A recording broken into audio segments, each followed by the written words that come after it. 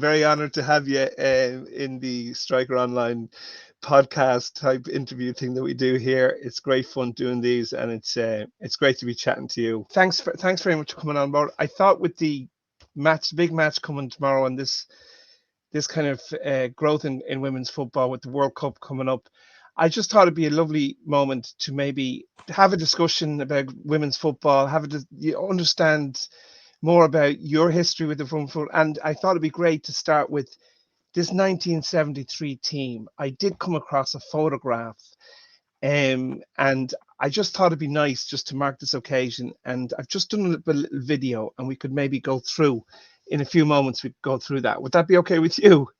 Perfect. In terms of this photograph, just before I put it up, can you tell us a little bit about this 1973 team, the first WNT team?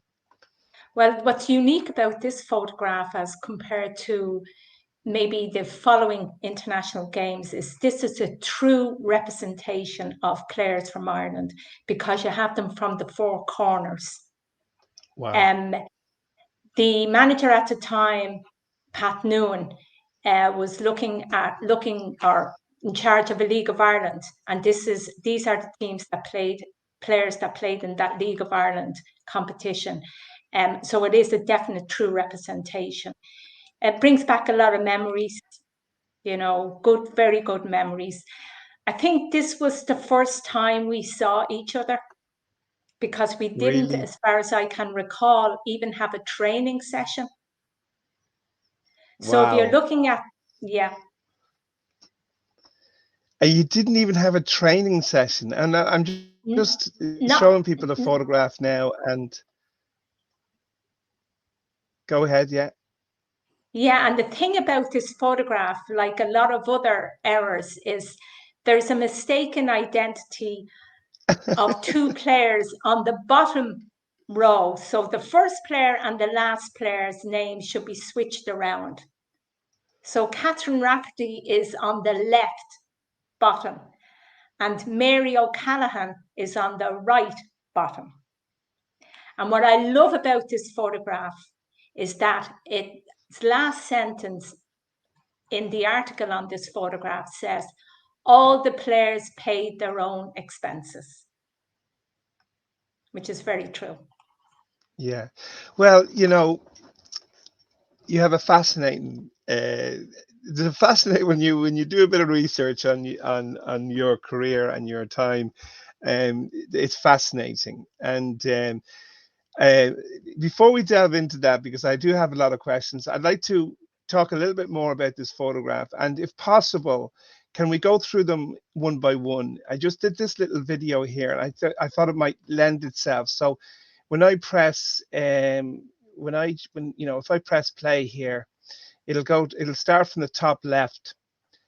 So yeah. I can name the players on. The first player is Margaret O'Connell. She's a Dublin player, played for Avengers. I played with her myself. The next girl is Marion Slattery. She's from Limerick.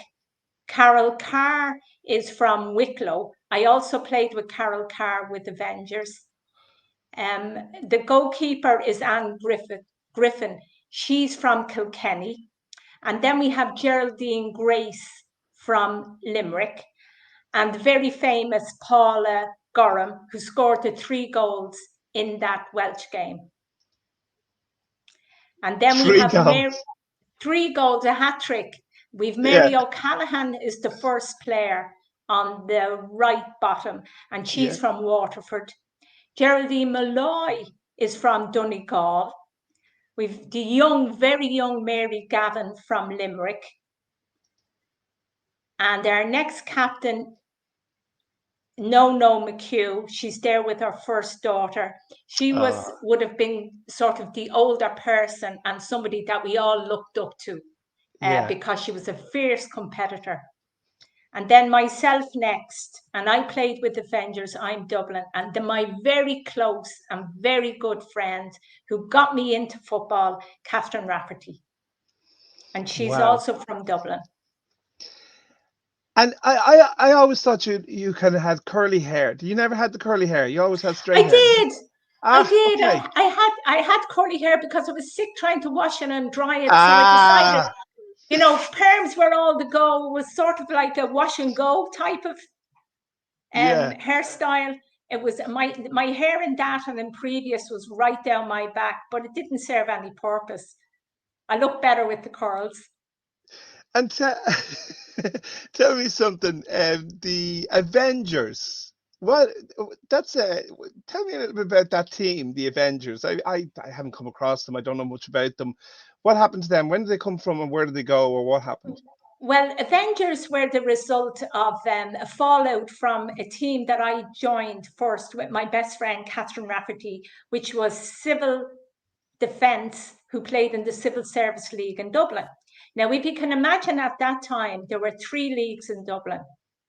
There was the Yeah. Civil Service League, and there was also it's the Leinster Junior, I think. Maybe there was Mm-hmm. only two leagues, but we played in the Civil Service League. But the Leinster Junior was had very competitive players. So they had two very well-known teams called Suffragettes and Finglas, and their Yeah. rivals and very fierce competitors were all stars in Ballyfermot. So the all stars, you're talking about Anne O'Brien, you're talking about Stella Clark, first black person to play. And then on the north side, you're talking about Breda Handlin, Bernadette Cassidy, and it was very unique in terms of the manager of the Suffragettes was John Doran, who was a left full for Bowes. So he brought professionalism to that game, and that's why they were so well. They were ahead of us in the League of Ireland. Mm-hmm. So civil defence broke up, and we formed what was known as the Avengers. Not sure if it was part of that program that was going on at the time, but yeah, then we became the Avengers.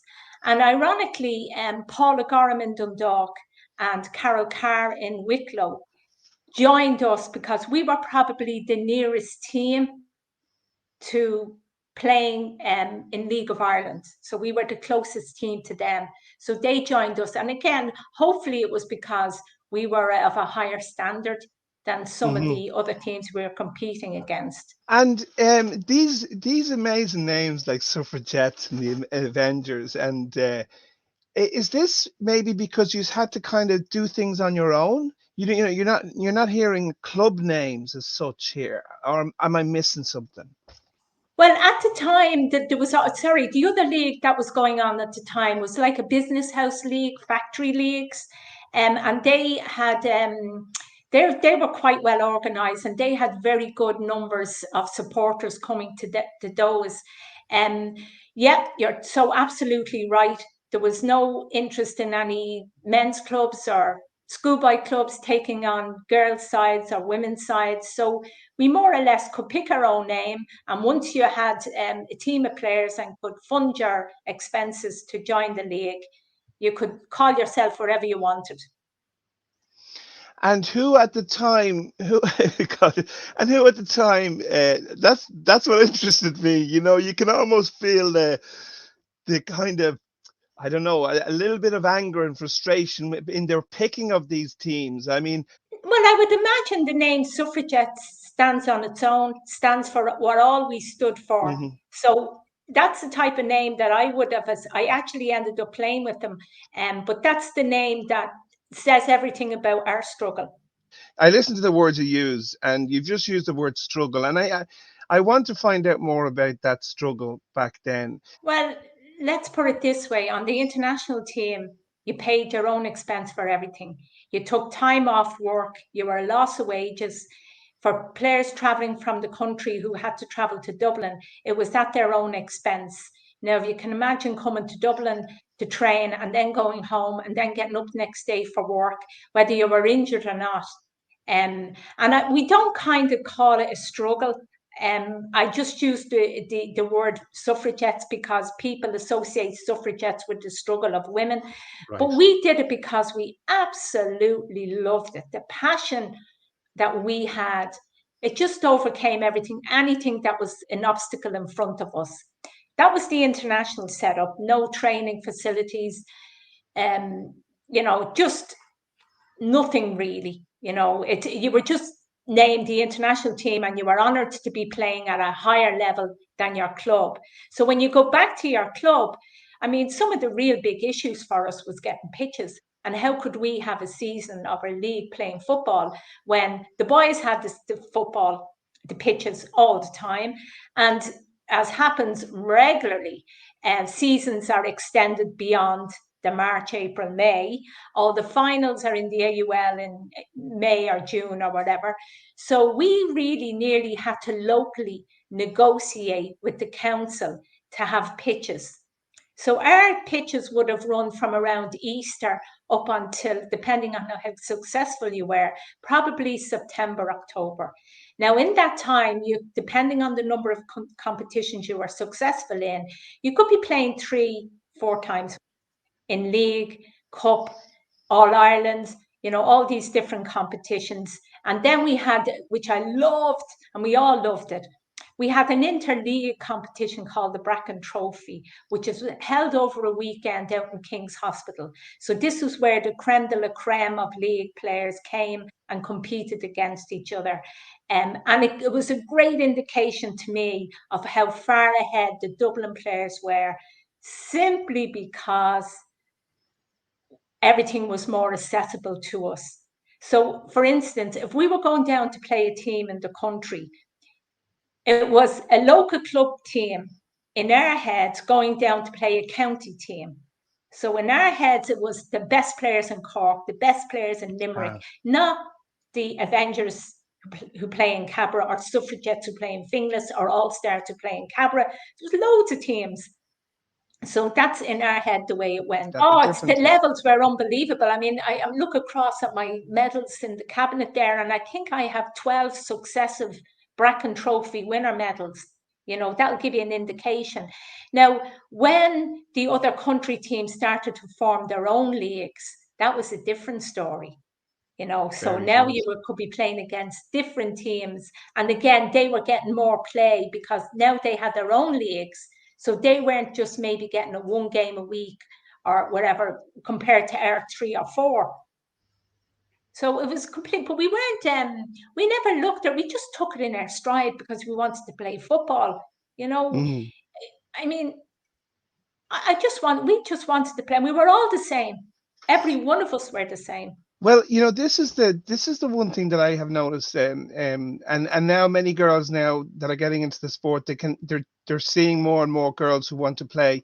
But back in your day, and even not so far, not too long ago, girls who wanted to play football were they were on their own. They didn't really know anybody at the time, and it wasn't until they got to a club where they could actually meet other girls who played football. Back in your day, what did it feel like when you had this, real love for football? What did it feel like as a child growing up that you just had this affinity for football? Well, it started on the roads because we didn't have much. So we were playing with the lads and that was fine. And it was only when we got into our early teens that my great buddy, Catherine Rafferty, saw an ad. So I think we were 14 or something like that. When we started playing. Of course, my sister Kay worked in Jays. So she was playing in the factory leagues, which was great. And ironically, we played against each other in Tulka Park, a representative game that was officiated by the first referee in 1971. And that was great. That was just wonderful memory to have. So just on these factory teams or factory kind of football, I don't really know that much, but I know that most factories had a men's team. And there was no objections to them having a women's team. And I have to say, up in Finglas, there was quite a number of factories and they had teams, and as it was across Dublin. But the support from the guys, I mean, you could, but anyway, so the support was unbelievable. I mean, you could get up to 600 people watching just a game during the week. It was phenomenal. And that's how a lot of marriages came about because Really? I have a photograph of my brother-in-law coming up to watch when I was part of Jay's team that went to France, but coming up to watch us. And I had said to him, I have this photograph. Do you remember this? He said, yeah. I said, how come you were up here? He said, I was trying to get off with your sister. I'm telling you. That went on. That was great. It was great buzz. It was a great buzz in the area. The girls are playing tonight. No such thing as oh, it's just the girls. I mean, the guys came out, they put up the nets, they stuck up the flags, they stood around cheering. It was great. Yeah, and just a little bit more on this factory leagues, because nothing like that exists now, does it? The kind of business leagues for women. I mean, the Cork, for example, have a very good business league for men. Inter Seven have a very good kind of small-sided sevens leagues. But is there anything like that for women that you know of?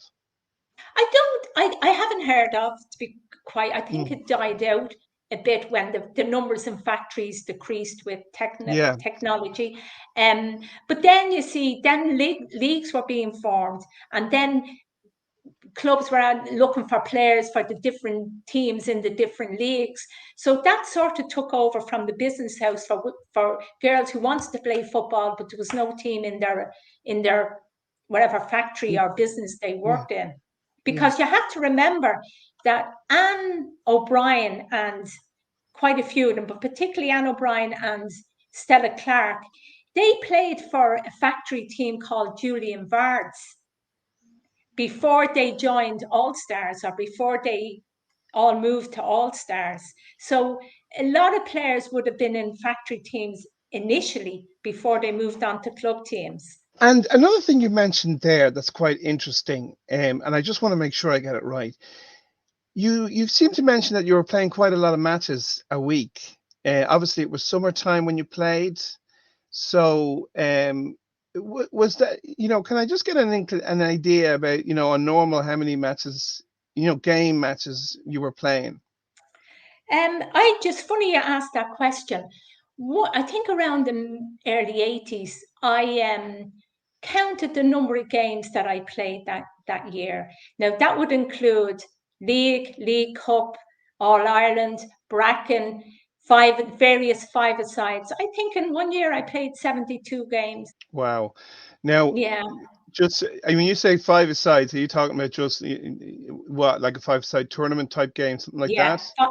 five-a-side tournaments. For instance, Talca Rovers, my close team here, they ran a Creemore five-a-side. Creemore was the name of the local pub, but it was Talca Rovers who ran the five-a-sides across in Johnstown Park. And all the girls were invited to put in teams, so we entered the team there. Now we won it, I think, every year. But the thing about that particular five-a-side was that its final fell on the same day as another competition called the Puma Cup, which was just a great competition to be in. But that was run in UCD. And the kickoff for that was the same time as the kickoff for the five-a-side. So Talca Rovers very generously would play our game first so that we could run, because we could run then with our own team over to play in the Puma Cup. Ah, So maybe collaboration. yeah, it was great. It was great. And funny, I play with one of my teams I play with is a lot of the guys who played with Talca and live around here also do the walking football. Yes, yes, I have actually some. I'm gonna have to delete them now. I'll put them up later on as I'm posting this. How important was the five-a-side game that you seem to enjoy so much? Well, we weren't um futsal wasn't even heard of in our time.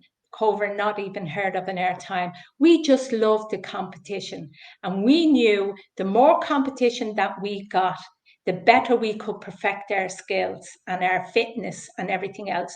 And it was the pure joy of playing in these competitions where we were all girls, but we were on an equal level with the guys. They'd play their matches, we'd be playing side by side with them. I mean, I'm going back now to very early 80s which was a huge jump. Now, I have to say, part of that, and I talk about the Tulka Rovers five-a-side, but we also played in Coolmine five-a-sides, we played in the League five-a-sides, we played in loads of five-a-sides. But the great thing about, and the most accepting thing about the Tulka one was, a lot of the guys who played across various teams in that five-a-side in Tulka also played against suffragettes as part of their training. Right. So they knew the girls could play and they were very welcoming.